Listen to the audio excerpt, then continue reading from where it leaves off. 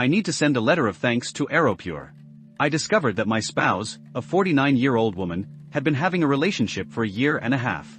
I only learned the truth because I updated the filter on our bedroom air fan using the companion app. Here is some background. We have been married for 17 years and never had children together. She had been divorced once before we met, and she had 2 daughters who are now 28 and 23. I helped raise them before and after our wedding. From my point of view, we had only minor bumps. We kept a wide open style of communication. We talked about work stress, venting, intimacy, and how we felt about life. Many nights we would sit on the couch and talk about philosophy and future plans. I believed we shared a strong connection and a very active, satisfying sex life. We both stay in good shape and live healthily. I work in the medical field and have been doing a lot of overtime for the last 5 months. She works for a legal consultancy and has been at home for the same 5 months, which made things feel distant, but we stayed close on our days off. I swapped the filter on the bedroom fan last night. I asked if I could use her phone to open the app so I could reset the alert because mine was charging by the front door. I noticed she had switched to a pattern lock and almost asked her why. While I searched for the app, a notification popped up from a chat service. My stomach dropped as I read the preview line. It said, "I will bring the special toy." My brain grasped the words but my mind stalled. She asked what was wrong after a few minutes of me staring at the fan. She has a recurring quarterly out-of-town meeting that takes her 2 states away for 5 days. The next trip was Monday. I knew the message was about that trip. I mumbled that I was checking router details so the fan could connect. The day before, she had logged into a social account on my small laptop. I put in for a week off. My supervisor is a decent person, and when I explained what I had stumbled into, she told me to take the time. I stayed up through the night and read her chats. In the morning she left for the office and I made sure location history and device finding were enabled. I am suspicious of everything now. She does not know I saw the notification. I signed into the carrier messaging portal under her number. There were at least 15,000 messages going back to February of last year. They included jokes, flirty pictures, and explicit ones. 3 months ago she stopped using the carrier text app with him. She did not stop messaging, only switched platforms. I could not log into the new platform through the shortcut I knew, but I realized it only required an email and a password and that she had used the house laptop for it. She had used it while lying in bed next to me days earlier, rubbing my back as I drifted off. She had messaged him and had sexual chats while next to me in our bed. He is younger and works with her. He is married and has 3 small children. He and his wife have public profiles. I met him twice and shook his hand. I felt sick. I kept saving everything I could reach. I signed in and saw their thread. There were images of them together. I called my closest friend, a man divorced 3 times, and he gave me the number for a ruthless lawyer. I wanted this to be a bad dream. She had told him about my insecurities. She had told him she loved him. They had not made long-term plans. It looked like a sexual arrangement. That almost helped and also made it worse. It felt like she was throwing away our life for a thrill. She knew cheating was a final line for me. Our usual routine on the day she leaves is that I drive her to the airport and give her a long goodbye. I could not even imagine doing that. My friend told me to print the entire archive and try to recover more if possible.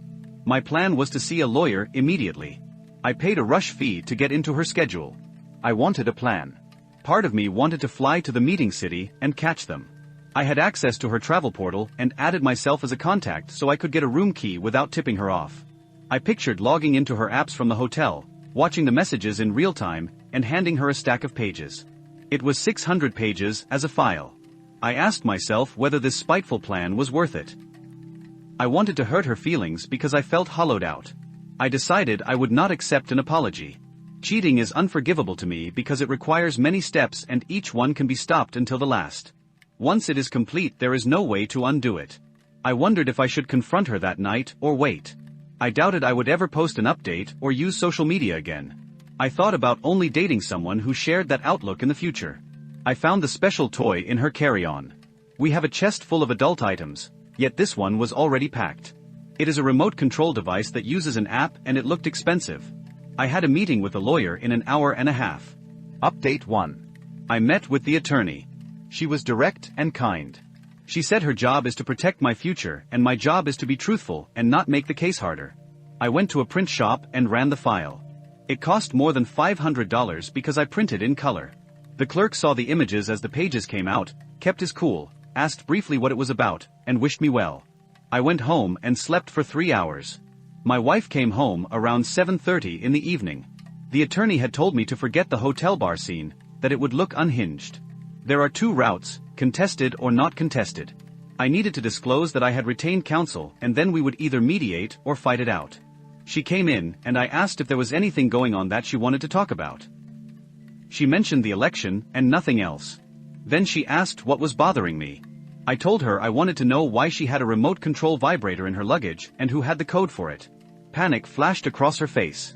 She went pale, began to sweat, and started to breathe fast. I asked who had the app. She stammered and tears came. I pulled out 3 folders of messages and asked whether the other man's wife should have the code too. I cried and begged for an explanation and told her she had 5 minutes. She could not explain. I told her my attorney had advised me to inform her. I also told her to leave. She shouted that the house was hers too. I said she could argue that later, but for now she needed to stay elsewhere, and that she would be away for a week anyway. I opened the profile of the other man's wife and asked whether my wife wanted to tell her or whether I should. She said she loved me and that it was not supposed to go this far and that I could not do this. I sent the wife a message with a short apology and a file of evidence. I did not hear back that night. I read random lines aloud from the stack to my wife. I quoted her wish to spend the day attached to him. She sobbed and asked to talk about us. She said our marriage could withstand her mistake. I told her I would never forgive her, that her word was worthless now, and that she had thrown away 17 years. I said I might inform her employer and I would tell people what she had chosen to do. I felt jittery and low. The house was quiet except for her crying. I told her not to come back after her trip. I began sending friend requests to gather everyone and planned to call the daughters in the morning.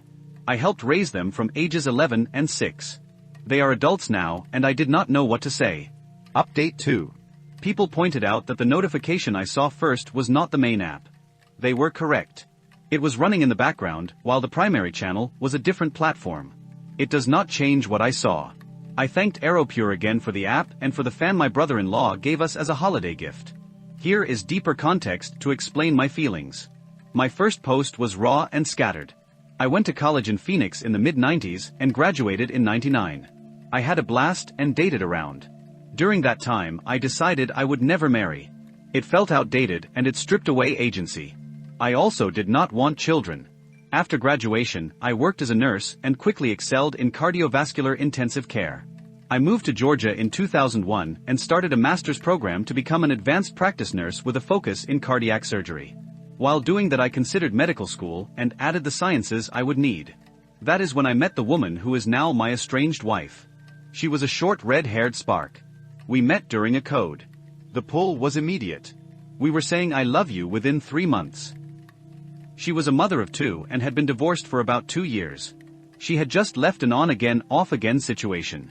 We dated for 2 years and she gradually introduced the girls, at first one-on-one, then together. One evening she sat me down and gave a calm, honest talk about our future. She said it was time to decide whether to marry or move on. I was still against marriage and she respected that, but she wanted me to understand what she needed from a partner. We had been living together 8 months and were each other's emergency contact. She joked that the only thing missing was putting each other on insurance. We agreed to continue for a while longer and that I would need to make a decision. 2 weeks later, I received an acceptance to a medical school 2 hours away. I felt triumphant and crushed. I had just turned 26 and was about to reach a major goal. Then I realized I might not see her or the girls much at all. I doubted whether our life could survive years of training, debt, and distance. I chose them over that path. I switched back to a master's in nursing administration. We married in July 2003 in a small ceremony with immediate family and friends. My parents adore the girls, but they have always been cool toward my wife. When I told them this week what was happening, they said they had felt for years that I had compromised too much by marrying someone who had been married before and came with obligations. It hurt to hear, and it also rang partly true.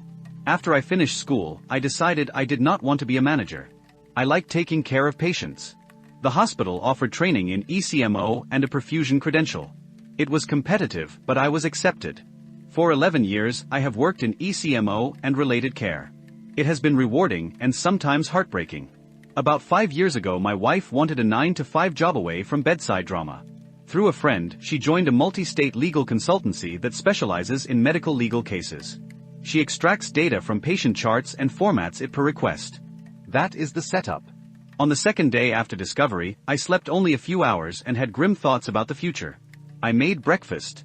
She walked in bleary and asked if I would make her some. I threw the food away in front of her. I turned up music from my youth to keep her from trying to talk. I began reading the printout from start to finish. By afternoon, I was listening to breakup songs. She asked why I had told the other man's wife. I said because she deserved the chance to make an informed decision about her life. I told my wife that the wife had a right to know what had been happening behind her back. My message had landed and it was not going well for him. I found her new hire paperwork with a corporate compliance line. I called and left a detailed report. I said she and the other employee had discussed client information that included protected health information over an unapproved platform. I said she had supervised him on 2 projects during the period of explicit messaging. I said they had used subsidized phones to transmit sexual materials. I have always seen myself as peaceful and rational. This cracked that part of me. I worried about how much anger was building and whether it would ever fade. I kept notifying close family and a handful of friends about what was happening and what she had chosen to do. I called a physician friend and asked for a favor so I could get a checkup and a full set of tests. He asked the basics. I answered and he told me to stop drinking and to take any sedatives sparingly if they were prescribed. That night I finally slept for a few hours. On the third day I drove to see her daughters. They live about 3 hours away. The younger one has 1 more semester left. I brought pastries and good coffee. They looked worried before I said anything. I told them plainly what their mother had done and that there was a good chance she would be moving within the next few months. I said I was not there to force them to pick sides. They are adults and our situation is unusual. If they decided they did not want to keep a relationship with me, I would be disappointed, but I would accept it. I said that regardless, I hoped they would keep seeing my parents because my parents love them. They both agreed they wanted to stay in touch with my parents. I left before noon and stopped at my best friend's place. I cried a little and then he made me lie down. By the time I checked my phone again, she had sent a flood of messages and voicemails. I did not answer. On the 4th day I reached home a little before 8 in the morning and saw her car still in the driveway. For a moment I assumed she had taken a ride to the airport. She had not. She was in the kitchen and had made breakfast. She asked me to sit. I ate a bite and told her it tasted like static. I said for days I had not been able to feel much of anything except anger and bitterness. She said she had called in sick and skipped the quarterly trip. She tried to talk about how worried she was and how much she loved me. The older daughter had called her and confronted her. I laughed, and it did not sound right coming out of me. I said she loved me so much that she carried on for 18 months with someone else. I said I had no reason, no explanation from her, and that made it worse. I took out the bottle of 18-year-old whiskey my grandfather had bought us for our wedding. Every year we took a sip on our anniversary to remind ourselves that patience improves things. I finished what was left and told her I would not offer her any because she did not deserve it. I took down every photo of us from the walls and stacked them on the table. She left the room. The paralegal called to say the petition was ready. I reviewed it, signed, and sent it back. She would be served within 10 business days. The other man's wife messaged me. She thanked me reluctantly and said she had found texts and videos with other women besides my wife. She had kicked him out and was contacting an attorney. They live in Nevada. He was in trouble. I listened to music and had another drink and fell asleep in the afternoon. She came home late and saw the pile of frames and keepsakes that once meant something to us. She cried and begged me to talk. I asked a single question. Why? She said she did not know. I told her she made a string of decisions to get to the first message and that she had started it. I said cruel things because I was drunk and hurting. I laughed at her and said she had thrown away this, and I pointed to my body. I showered. When I came out she was in the bed without clothes and asking me to have sex. I turned on my phone camera and asked her to repeat what she wanted. I thank whoever advised me to do that, because I needed to protect myself. I went through with it and I was not gentle. I put her in positions that were uncomfortable and kept going. I told her I wanted anal and that I wanted to hear her ask for it. I recorded everything. Afterward I felt scrambled. I love her and I am indifferent to her. I hate her and I feel nothing for her. I want her and I cannot stand thinking about us. We fell asleep. In the morning I felt a mix of shame and numbness. On the 5th day I had therapy. She followed me and tried to confront me in the parking lot. I told her I was getting help because I had realized I threw away most of my life on someone who could not even tell me why she did this. I raised my voice and teared up. The therapist saw enough to understand the context when I went in. The session lasted more than 2 hours. He prescribed a small amount of medication to help me sleep, and we booked a follow-up on Thursday. We talked about rage, betrayal, feeling emasculated, and fear of the future. I told him I was terrified of the unknown. A week earlier I had a sense of purpose, goals, and a partner. Now I felt like a ship without a mast or a rudder. He talked about why, not as a single question, but as a series. He said a better question for her would be what inside her gave her permission to do this. He offered several follow-ups and asked me to keep that framing. I told him about the sex. He said to set explicit ground rules if I insisted on continuing, and that the healthiest choice would be to stop because it would confuse everything unless my goal was reconciliation. I cried, ranted, and left exhausted. Outside she was waiting. I walked past her without answering. I went to the clinic for tests and got the labs done. Then I drove to the hospital's administrative building and told my leadership I needed to resign. I said that because of what my wife had done, I was not in a mental state to care for fragile patients or support the team. My niche work makes 2 weeks impossible, so I gave 6. I said I would be a danger to others if I stayed. I decided I would move far away. I could not imagine living in the same city and risking daily reminders. I planned to live off my PTO and my half of the liquid savings long enough to relocate and settle. When I got home, she was sitting in the living room with makeup and a dress we usually reserved for date nights. Her makeup was streaked from crying. She tried to hug me. I stepped back, unlocked my phone, and started recording. She said the other man's wife had told her that he had been with multiple women besides her. She said she felt like a fool and that every awful name I had thrown at her landed. She begged me to consider us. I asked why bother, since she had not considered me when she betrayed me. I said she sounded sorry that she got caught and sorry about having to start over, not remorseful about what she did to me. I said she had abandoned her love for me 2 years ago when she decided to do this. I told her I had called her company's compliance line and listed the specific rules she had broken. I put away the groceries, made a small sandwich, and went to bed. She came to the bedroom again. I told her, with the recorder going, what my therapist had said about sex.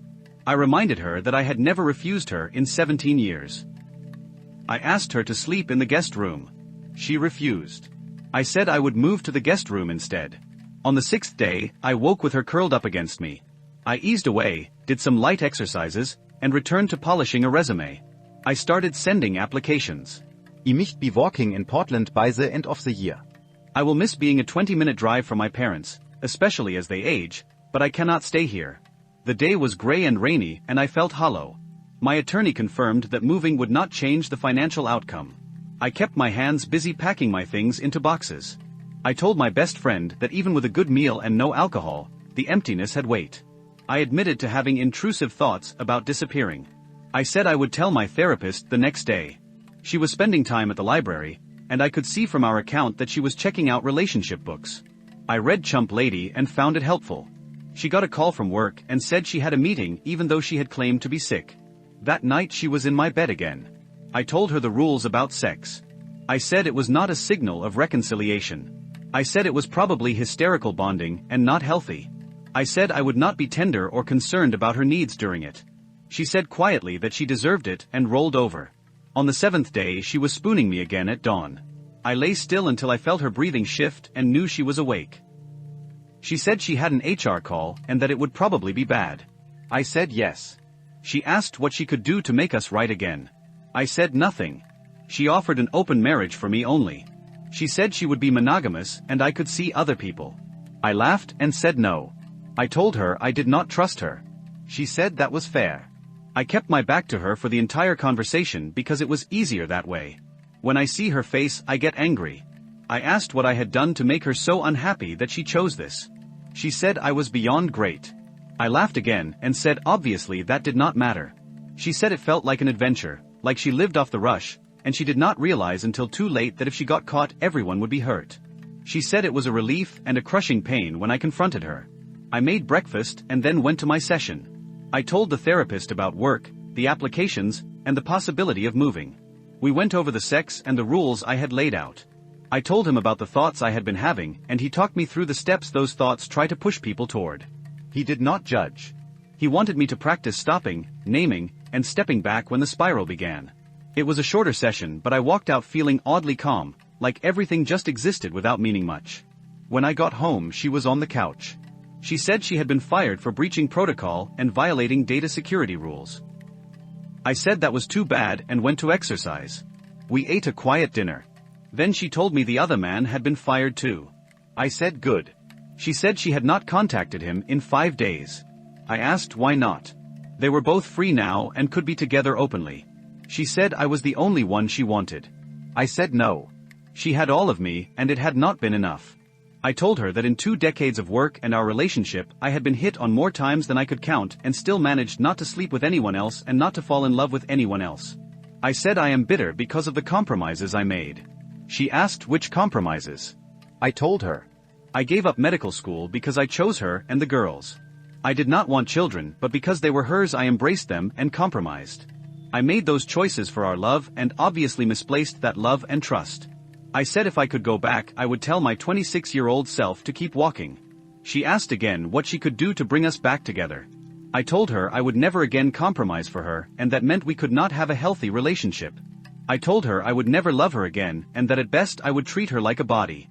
Otherwise she would not factor into my plans. I said a week earlier she was the first person I thought about in the morning and the last thought at night, and now thinking about her hurts too much. I said I am going to walk away from this. I thanked the kind strangers who shared their stories and listened to mine. I said I keep replaying events I would rather leave behind. I remain unsure about what I want. I doubt I will ever feel 100% certain about anything with her again. I booked bi-weekly therapy for the next few years. A commenter told me that was a brutal read and wished for me to fight hard to get back to the person I was before this. They said my turmoil made sense and urged me to keep doing therapy, to avoid destructive habits like alcohol and late-night eating, and to keep reaching for peace. They said more than anything I need to find peace.